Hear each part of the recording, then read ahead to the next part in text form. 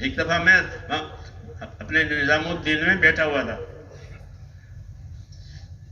نہیں ایک آدمی آیا تھا، میں کارگزاری سن رہا تھا میں مغرب کے بعد، مجھے کارگزاری سنائی کہ چلہ لگا مراد آباد میں اور یہ ہوا کارگزاری کے بعد مجھے کہنے کہ دعائے قنوت یاد نہیں ہے، مجھے لکھ دیں گے؟ میں لکھ دیں گے۔ آپ کون ہو؟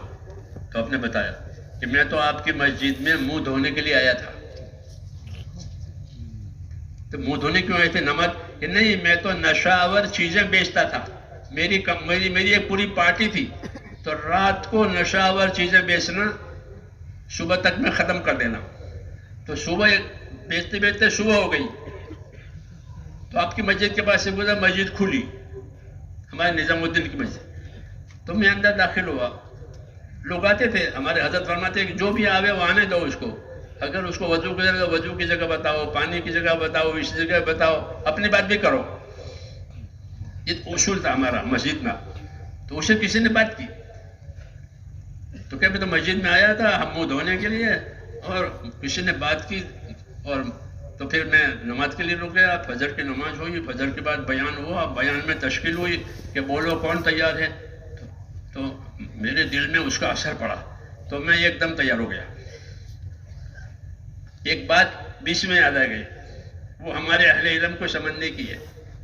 حضرت عمر فرماتے تھے کہ ما عرف قدر الاسلام الا من عاش فی الجاہلیہ، اسلام کی قدر وہ پہچانے گا جس نے جاہلیت میں اپنی زندگی گزاری ہوگی۔ ذرا پیاسا جتنا ہوتا ہے اتنا اس کو پانی کی قدر ہوتی ہے، تو جس نے جتنی جاہلیت میں زندگی گزاری ہوگی اتنا یہ عمل اس پر اثر کرتا ہے، اور اتنا وہ اس سے متاثر ہوتا ہے۔ یہ حضرت عمر فرماتے تھے کہ ما عرف قدر الاسلام الا من عاش فی الجاہلیہ، کہ اسلام کی قدر وہ آدمی پہچانے گا کہ جس نے جاہلیت میں اپنی زندگی گزاری ہوگی، جہالت میں، اب اس کو یہ راستہ ملا۔ تو یہ وہ تھا، وہ رات دن نشے آور چیزیں بیچنا، اور یہ اب اس کو یہ بات ملی، بیان سنا، تو میرا بہت اثر ہوا، اور میں اسی وقت چلے میں چلا گیا، نہ دایاں دیکھا نہ بایاں دیکھا، یہ کس کام کے لیے آیا تھا، تو چلا گیا۔ اور یہ چلہ پورا کر کے آپ کو کارگزاری سنا رہا ہوں۔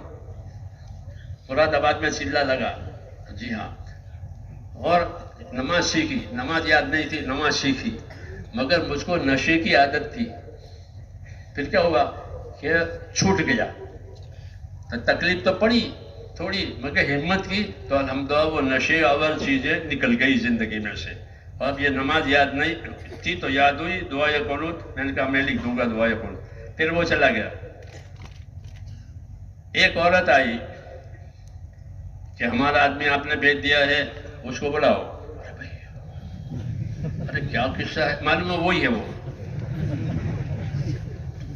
تو اس کو سمجھا بجھا کر، وہ بھی دونوں بھائی بہن آئے تھے، تو اس کو سمجھا کر بھیج دیا اندر سے لوگوں نے۔ پھر معلوم ہوا کہ یہ وہی آدمی ہے جو ابھی چلے میں چلا گیا، یہ اس کی بیوی ہے، یہ اس کا بیوی کا بھائی ہے۔ ان کو سمجھایا، یہ چلہ کے بعد آیا۔ پہلے آدمی ایسا کہ چلہ گزرتا ہوگا، نہ بیوی کو نہ ان کا کھانا پانی خرچہ، کہ میرے گھر میں کوئی بھوکا نہیں مرتا، یوں کرے مجھے تو سب کچھ ملا ہے، پیسے، لیکن میری زندگی خراب، اس لیے میں نے اپنی زندگی کا علاج کرنے کے راستہ کیا۔ پھر وہ 4 مہینے کے لیے چلا گیا، ہاں، اور 4 مہینے اس نے پورے کیے، ہاں، اور کہا کہ بیوی تو ضد میں آئی تھی، ورنہ وہ جو 3 ویلر ہے لے کر آئے تھے، وہ تو میں نے ہی دلایا ہے اس کے بھائی کو کمانے کے لیے، تو کوئی ہمارے یہاں غریب نہیں ہے، لیکن بیوی ضد میں آئی تھی۔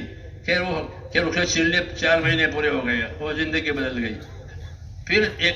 پھر میں بیٹھا تھا، وہ تو کرتا پاجامہ، کیا ہے کہ آپ نے مجھ کو نہیں پہچان؟ میں کہا کہ وہ منہ دھونے آیا تھا وہ۔ اب کیا ہے کہ حج کو جا رہا ہوں، جی ہاں، حج کو جا رہا ہوں۔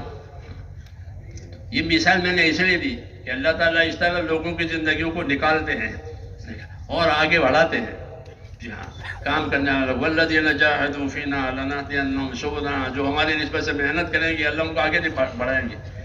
کہیں تو نشہ آور چیزیں بیچ رہا تھا، اب وہ بدل گیا، اور وہ جماعت میں بھی جا رہا ہے، حج میں بھی جا رہا ہے، شکل شہرت سب بدل گیا۔